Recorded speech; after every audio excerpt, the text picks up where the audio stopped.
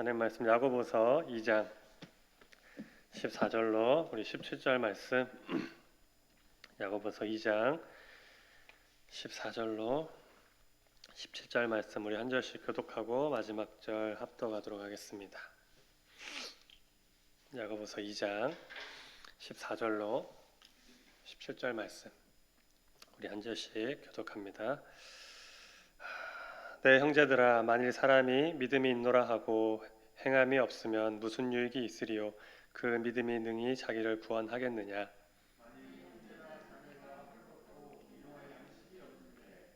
너희 중에 누구든지 그에게 이르되 평안히 가라, 덥게 하라, 배부르게 하라 하며 그 몸에 쓸 것을 주지 아니하면 무슨 유익이 있으리요? 이와 같이 행함이 없는 믿음은 그 자체가 죽은 것이라. 아멘. 잠시 기도하겠습니다. 주님 감사합니다. 오늘도 우리에게 허락하신 또 귀한 날 또 잘 보내게 하시고 또 이렇게 저녁을 맞이하여 또 수요일을 맞이하여 주님 앞에 나와 예배 드리며 나아갑니다. 주님, 우리 예배를 기뻐 받아주시고 또 우리의 생각과 마음 가운데 주님께서 함께하여 주셔서 오늘 이 시간 주시는 말씀을 통하여서 남아있는 한 주간도 주님 말씀 붙들고 승리하며 나아가는 복된 성도들 다 되게 하여 주시옵소서. 주님, 날씨가 많이 추워졌습니다. 주님 특별히 건강으로 지켜주시고 우리 성도님들 건강 때문에 어려움 당하지 않도록 주님 특별히 함께하여 주시옵소서. 감사드리며 예수 그리스도의 이름으로 간절히 기도드립니다. 아멘. 아멘. 할렐루야. 아멘. 평안한 하루 보내셨습니까?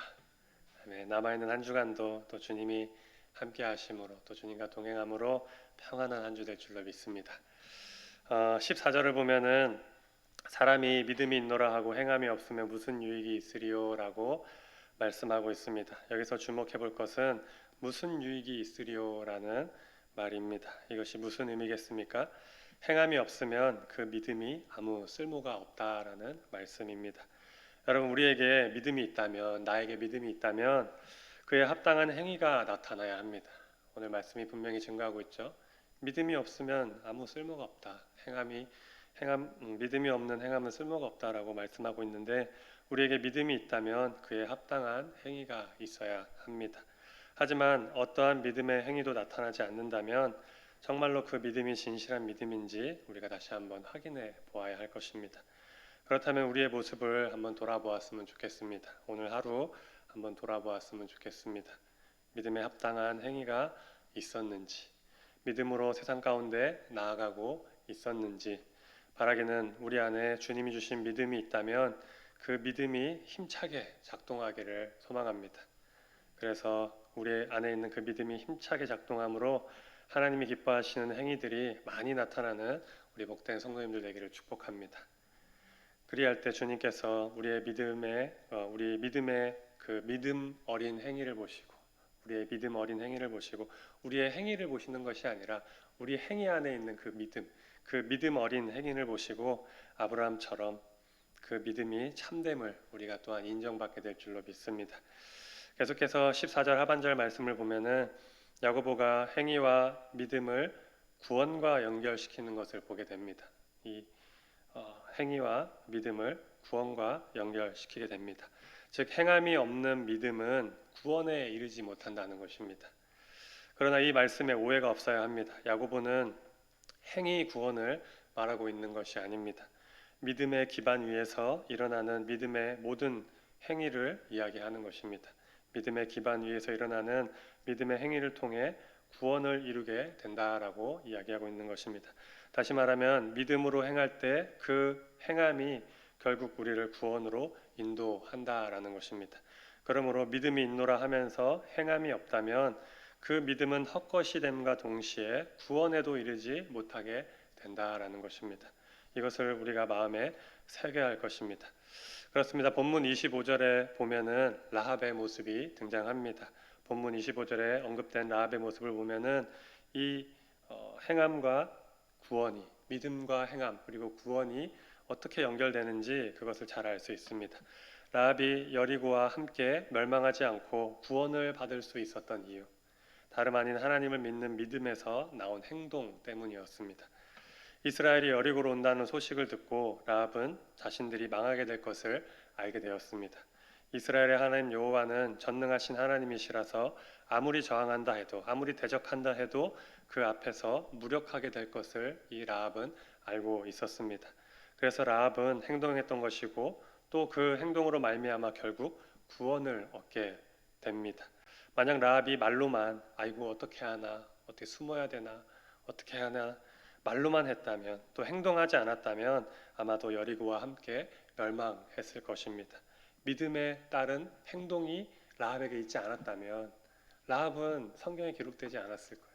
예수님의 족보에 들어가는 영광을 누리지 못했을 것입니다. 여리고와 함께 멸망하고 말았을 것입니다. 그러므로 오늘 우리도 말로만 하거나 행동 없는 입술의 고백이 얼마나 허무하고 쓸모없는 것인지 다시 한번 깨달아야 할 줄로 믿습니다. 그리고 라합처럼 삶 속에서 구체적으로 나타나는 믿음의 행동들을 통해서 나 자신은 물론 내 주변까지도 함께 구원받도록 행동하고 움직이는 믿음의 소유자들이 다 되시기를 축복합니다. 두 번째로 믿음의 실천은 일상으로부터 시작되어야 합니다. 믿음의 실천은 일상으로부터 시작되어야 됩니다. 15절과 16절을 보면은 야고보가 헐벗고 굶주린 형제 자매들이 있는데 그들에게 말로만 하고 쓸 것을 주지 아니하면 무슨 유익이 있을까라고 물으면서 질문을 합니다. 헛된 믿음이 되지 않으려면 이웃의 필요를 채워주어야 한다고 말씀하고 있는 것입니다. 헛된 믿음이 되지 않으려면 이웃들의 필요를 채워주어라 라고 이야기합니다. 그렇다면 야고보는 왜 믿음과 행함에 있어 이웃의 필요를 채워줘야 한다라고 이야기한 것일까요? 그것은 예수님을 믿는 사람들은 예수의 가르침을 따라 살아야 하기 때문입니다. 그리고 예수님의 가르침이 바로 이 이웃 사랑이기 때문입니다. 그리고 당시 초대교회 내에 그러한 일들이 많이 일어나고 있었기 때문입니다.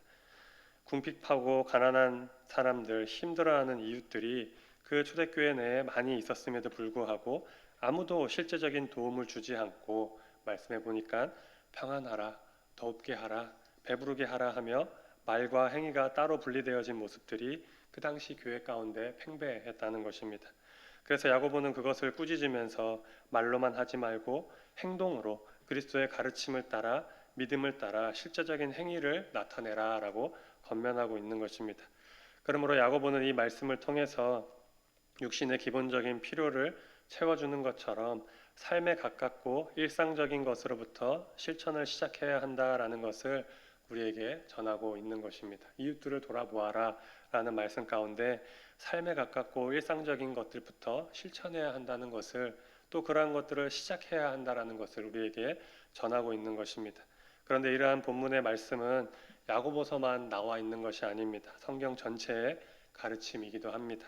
하나님께서는 자신의 백성들의 필요를 아시고 또 그러한 필요들을 채워주시는 분임을 성경을 통해서 여러 곳에서 나타내 보여주셨습니다. 또한 예수님께서도 주기도문을 가르치시면서 일용할 양식에 대해서 말씀하셨고 더욱이 그러한 말씀으로만 그치신 것이 아니라 몸소 행하셨는데 말씀을 선포하신 후에 반드시 병자들을 고치시고 줄인 자들을 먹이시는 등의 기적과 표정을 통해서 하나님의 나라가 어떠한 것인지 하나님 믿는 자들의 모습이 어떠한 것인지 믿음 있는 자의 모습이 어떠한 것인지 구체적으로 몸소 보여주셨습니다. 여러분 믿음은 실제적인 것이고 우리의 모습 가운데 드러나야 할 그리스도의 모습입니다. 그러므로 믿음과 사랑을 실천한다고 하면서 거창한 일들을 떠올리며 핑계하거나 야 믿음은 이런 거지 이렇게 하는 거지 라고 거창하거나 또 그런 구름에 떠 있는 것 같은 그렇게 이야기하면서 핑계하거나 어려움 당하는 이웃에게 무관심한 자들이 되어서는 안 된다는 것입니다. 오직 선한 사마리아처럼 먼저 다가가 상처를 치료하고 먹을 것을 또 입을 것을 내어주고 갇힌 자가 있으면 또 돌아보는 등 작지만 구체적인 것 또 현실적인 것들을 우리가 무엇이 있는지 하나하나 찾아내어서 그러한 것들을 실천해 나아가야 할 줄로 믿습니다. 왜냐하면 그것이 바로 믿음 있는 자들의 모습인 것입니다. 믿음 있는 자의 행위가 그러한 것들로부터 시작이 되어야 한다는 것입니다. 그러한 행함이 살아있는 믿음으로 드러나기 때문입니다. 말로만 하는 것이 아니라 내가 할 수 있고 구체적인 것, 현실에서 내가 행할 수 있는 그러한 것들을 행하면서 나아갈 때 살아있는 믿음으로 드러나게 된다라는 것입니다. 세 번째로 야고보서를 통해 우리의 영적 상태를 진단할 수가 있습니다. 17절을 보면은 유명한 말씀이 나옵니다. 우리가 방금 읽었는데 행함이 없는 믿음은 죽은 것이라라고 말씀하고 있습니다. 그리고 이 말씀이 26절에 가서 다시 한번 반복되고 있는데 영혼 없는 몸이 죽은 것처럼 행함 없는 믿음도 죽은 믿음이라라고 말씀하고 있습니다. 그렇습니다. 행함이 없는 믿음은 죽은 것입니다. 너무나 직접적인 말씀이죠. 한편으로 너무나 거리끼기도 합니다. 우리를 거리끼게 하는 말씀입니다. 그래서 이 말씀 앞에서 우리는 도저히 피할 수 없어 때로는 핑계하기도 합니다. 야, 이거 현실은 그렇지 않아. 너무 힘든 말씀 아닌가라고 핑계하기도 합니다. 우리 신앙과 또 믿음을 새롭게 하는 도전과 결단을 또한 불러오기도 하는 말씀입니다. 이 말씀 가운데 참 여러 가지 생각과 마음들 또 그러한 결단과 도전들이 일어나는 말씀입니다. 여러분 15절과 16절 말씀과 같이 헐벗고 굶주린 사람들을 보고도 어려움을 겪는 사람들을 보고도 내 주변의 이웃들을 보면서도 전혀 반응하지 않고 단지 입으로만 은혜와 사랑, 믿음과 신앙을 외치는 자들은 실상은 살아있는 것 같으나 죽은 자들입니다. 다시 말씀드리면 행함이 없는 믿음은 죽었다라는 것입니다. 때문에 우리는 우리의 마음을 거리끼게 할 만큼 직접적인 이 말씀을 통해서 우리의 모습과 믿음을 다시 확인해 보아야 됩니다. 나의 믿음이 살아있는가 죽어있는가, 내가 말로만 외치고 있는 자들인가 아닌가 다시 한번 확인해 보아야 합니다. 이러한 면에서 본문의 말씀을 포함한 야고보서는 단지 똑바로 하라고 하며 행함만을 강조하는 말씀이 아닙니다. 우리의 믿음이 과연 살아있고 진실한 것인가를 진단해주는 영적 진단기 역할을 또한 우리에게 해주고 있습니다. 여러분, 듣기 좋고 기분 좋은 말씀만 골라 듣는 것이 아니라 우리의 마음과 생각을 찔러 쪼개고 거리끼게 하는 말씀 또한 하나님의 말씀인 줄로 받아 우리 앞에 자주 펼쳐 놓아야 할 줄로 믿습니다. 우리가 이러한 말씀, 행함이 없는 믿음은 죽은 것이라 여러분 행하십시오. 왜 행함이 없습니까? 라는 이러한 거리끼는 말씀들 또한 우리에게 도전을 주는 말씀들 얼마나 자주 우리 앞에 펼쳐놓고 또 그 말씀을 묵상하면서 그 말씀 앞에 무릎 꿇고 회개하고 있으십니까? 우리가 저뿐만 아니라 저와 우리 여러분 모두가 하나님의 말씀 앞에서 또 하나님의 말씀을 펼쳐놓고 그것이 우리의 생각과 마음을 찔러 쪼갤지라도 우리의 마음을 괴롭게 하고 슬프게 하고 거리끼게 하고 어떤 때는 또 화가 나고 분노하게 할지라도 그러할지라도 우리가 하나님의 말씀으로 받아들이고 우리 앞에 펼쳐 놓음으로 우리의 경건이 과연 살아있고 진실한 것인가 날마다 진지하게 진단해 보아야 할 줄로 믿습니다.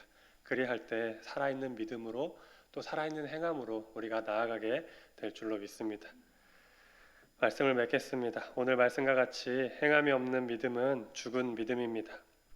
말만 하고 실천하지 않는다면 그것은 가짜일 것입니다. 야고보는 그러한 모습들을 바라보면서 이러한 편지를 하고 있는 것입니다. 당시의 성도들의 모습이 그랬다라는 것입니다. 그런데 그러한 모습이 그때만 있는 것이 아니라 지금도 우리 가운데 나의 삶 가운데 있는 것입니다. 그러므로 오늘 이 말씀은 다른 누구에게 주는 것이 아니라 나에게 주시는 말씀입니다. 행함이 없는 믿음은 죽은 믿음이다. 김준수 목사, 너 행함이 없는 믿음은 죽은 믿음이다. 말만 하지 말고 실천하는 믿음을 가져라. 가짜 믿음을 가지고 사역하지 말아라, 살아가지 말아라 라고 찔러 쪼개면서 도전하고 있는 것입니다. 너무나 이 말씀 앞에서 피할 수 없는 저의 모습을 다시 한번 발견하게 됩니다. 또한 우리의 모습을 또한 발견할 수 있을 것입니다. 이제 우리는 이러한 말씀을 다시 한번 깊이 되새겨 보아야 합니다. 그리고 우리의 믿음을 다시 한번 확인하고 우리의 경건의 모습을 다시 한번 새롭게 해야 할 줄로 믿습니다. 우리의 삶의 모습을 다시 새롭게 정비해야 합니다. 말로만 생각으로만 하는 것이 아니라 실제적인 실천과 행함으로 나아가야 한다는 것입니다.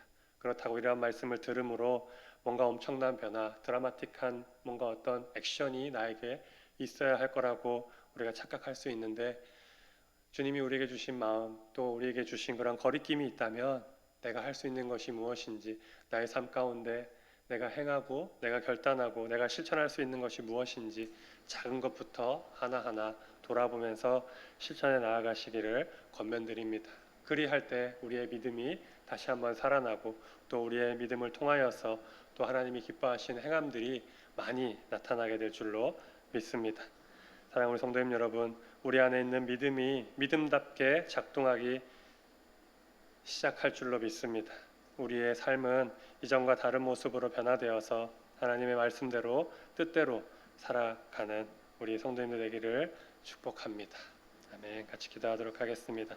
하나님 아버지 감사합니다. 오늘 이 시간 우리에게 또 귀한 말씀 주셨습니다. 이 말씀 우리에게 주시는 나에게 주시는 말씀으로 받아들이게 하여 주셔서 주님 말씀 앞에 무릎 꿇게 하시고 나에게 부족하고 연약한 것 또 주님 앞에 또 부족한 것이 있다면 회개함으로 또한 다시 한번 말씀을 붙들고 말씀대로 살기로 몸부림치며 나아가는 그러한 도전적인 또 모습 또 말씀대로 행하며 나아가는 또 믿음대로 행하며 나아가는 그런 행함의 모습이 있을 수 있도록 주님께서 함께하여 주시옵소서.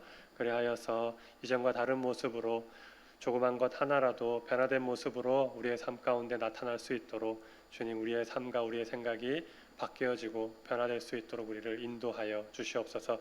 그렇게 우리가 하나하나 작은 것이라도 실천하며 나아갈 때 주님 우리의 믿음이 살아나게 하시고 또 주님이 기뻐하신 일들이 우리의 삶 가운데 많이 일어날 수 있도록 주님께서 역사하여 주시옵소서.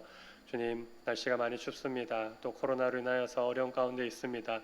또 우리의 각자 개인의 형편과 처지들이 또 우리의 또 기도의 제목들로 하나님 앞에 부르짖고 있습니다. 주님 그러한 모든 상황들과 환경들 가운데 주님 찾아가 주셔서 함께하여 주시고 오늘 이 시간 예배드리며 하나님 앞에 부르짖는 모든 자들 가운데 은혜 베풀어 주셔서 주님 속히 기도의 제목들이 응답되어지고 또 하나님이 주시는 은혜를 마음껏 받아 누리는 또 기쁨의 시간이 우리 가운데 있을 수 있도록 또한 역사하여 주시옵소서.